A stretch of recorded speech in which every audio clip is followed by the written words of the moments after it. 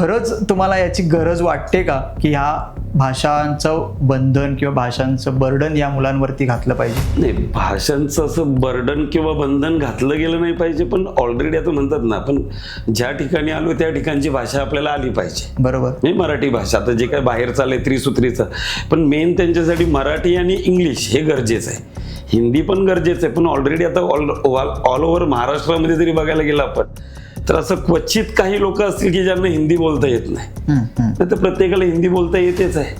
मग जर हिंदी बोलता येते तर त्याची लगेच अंमलबजावणी करणं गरजेचं नाही ना. आता काही जण म्हणतात बाबा 5वीपर्यंत ऑलरेडी कसं पहिलं 5वीपासूनच होतं इंग्लिश आणि हिंदी यायचं. 1st to 4thला मराठीच होतं 1ली ते 4थीपर्यंत. बालभारती. हां, बालभारती.